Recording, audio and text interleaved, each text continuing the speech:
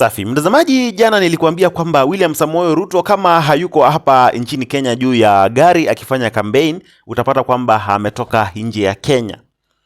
Na ni kweli kwa sababu jana William Ruto alikuwa upande wa Meru, ulikuwa unamwona juu ya gari tu akifanya kampeni zake, akimlaumu Uhuru Kenyatta, akilaumu Raila Odinga na mambo kama hayo. Lakini siku hii ya leo William Ruto ameshuka juu ya gari, akapanda juu ya ndege na akaelekea moja kwa moja mpaka upande wa Italy akiwa na mke wake ambaye anajulikana kama Rachel Ruto.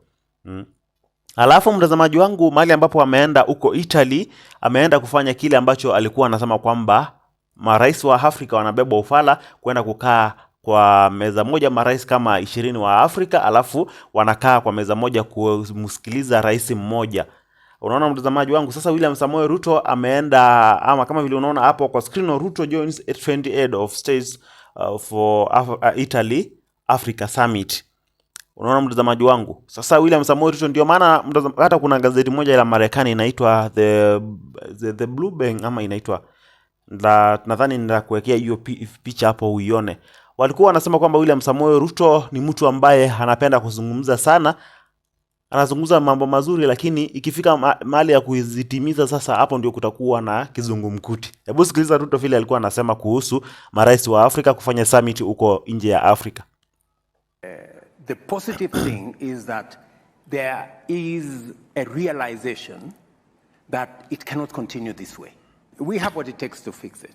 And the conversation is already begun on what do we realistically do to be able to get the African Union to take charge of the affairs of our continent. Let me give you a case in point.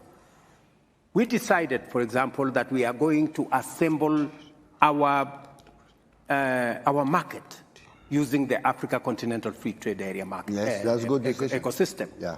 And the positive thing is that it was unbelievable at the rate at which we were able to achieve consensus and we were able to achieve ratification. And I want to tell you, it is among the things that happened in the shortest time possible. It tells you there is greater realization that unless we act in concert, unless we act together, we are unlikely to make any impact anywhere. We have, at least on the market issue, we have put that together. There is a debate that is going to evolve. Like, for example, we have also decided that it will not going to be business as usual. We have these meetings, Africa, US meeting, Africa, Europe, Africa, Turkey, Africa, India. Now we are waiting for, there is another one, Africa, Russia. And Africa, Japan. And Africa, Japan. We have made the decision that it is not intelligent for 54 of us to go and sit before one gentleman from another place. And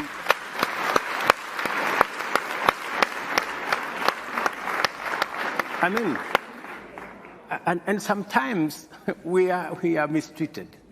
Yeah. You know, we are loaded into buses like school kids.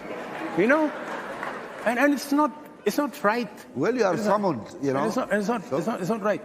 So the decision that we have made as AU is that going forward, if there is going to be a discussion between Africa and any other country, we are going to be represented by the chair, the outgoing chair, the bureau.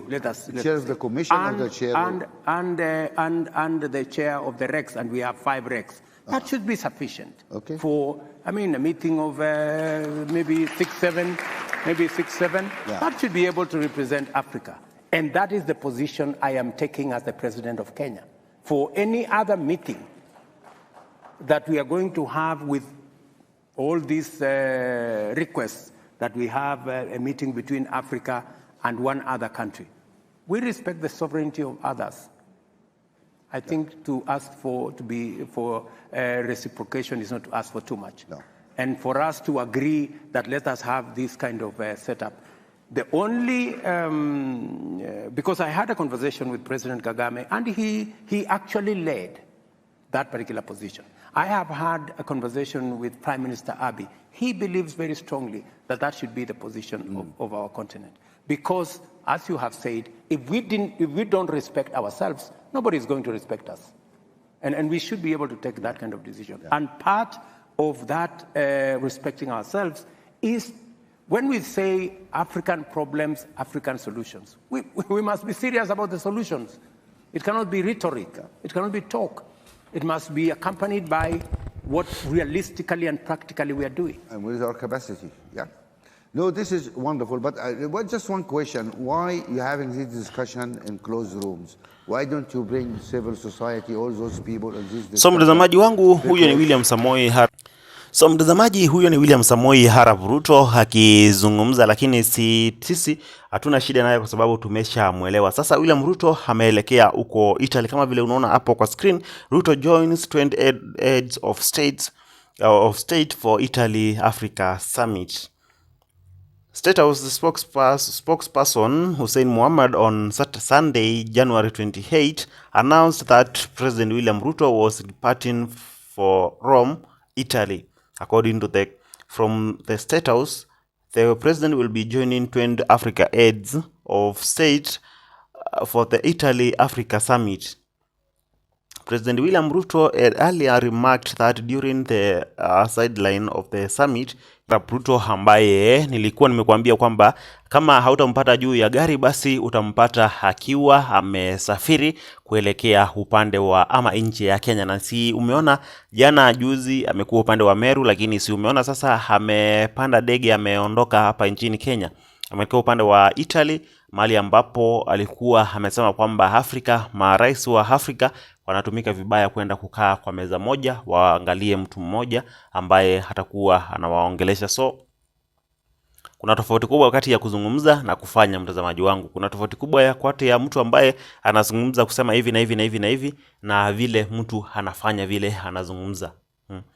Unaona, yani na vile kama anatimiza vile ambavyo anasema. Nimekwambia kwamba kuna gazeti la Marekani ambayo ilimwandika William Ruto akisema kwamba wakati wa climate change anazungumza mambo point nzuri sana zaidi, lakini ikifika ni sasa kuzitimiza hizo points ama kuzifanya, hapo ndio kunakuwa na shida kubwa, kwa sababu anashindwa kufanya vile alikuwa anapendekeza. So mwisho wa siku unapata kwamba William Ruto ni mtu tu ambaye anapenda kuzungumza mambo mazuri, lakini unapata kwamba ameshindwa kuyafanya vile tu. Uhuru Kenyatta alikuwa ametuambia kwamba mtu ambaye ana maneno tamu alafu ikifika ni kuyatimiza sasa inakuwa ngumu, huyo ni mtu ambaye ni hatari sana. Na Uhuru Kenyatta nadhani kwamba alikuwa amewaonya Wakenya vizuri tena zaidi, kwa sababu kumwambia kwamba mchunge sana mtu ambaye ana maneno tamu anawaambia nitafanya hivi, kwa sababu huyo mtu atakuja kushindwa kufanya vile anawaambia, na hapo ndio kutakuwa na shida kubwa.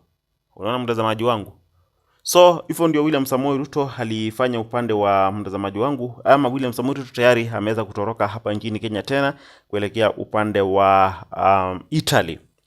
Anyway, ningependa kusikia maoni yako hapo chini katika sehemu ya comment section, lakini pia nakuomba mtazamaji wangu, kama ni mara yako ya kwanza kututazama ama kama wewe ni mgeni hapa, chukua sekunde yako moja ama mbili ujiunge na familia ya Daily Politics kwa kuweza kusubscribe na kutana na notification bell ili tukijia video kama hii uwe kwanza kuweza kuipokea. Kwa returning subscribers ama kwa wale ambao tayari wamesha subscribe, kwanza nawashukuru kwa kuendelea kusupport hii channel, lakini pia nakuomba mtazamaji wangu, chukua sekunde yako moja ama mbili jiandikishe na familia, ama chukua sekunde yako moja ama mbili uweze kulike hii video pamoja na kuishare ili iwe recommended kwa watu wengi, kwa wale ambao tayari ili iwe recommended kwa watu wengi tena zaidi. Lakini pia unaweza kutuachia maoni yako hapo chini katika sehemu ya comment section. Ukituachia maoni yako unaweza kutuambia unatazama kutoka kaunti gani, kama uko hapa Kenya, na kama uko nje ya Kenya unatuambia unatazama kutoka nchi gani. Tukutane na video nyingine hapa Daily Politics. Kwa sasa bye bye.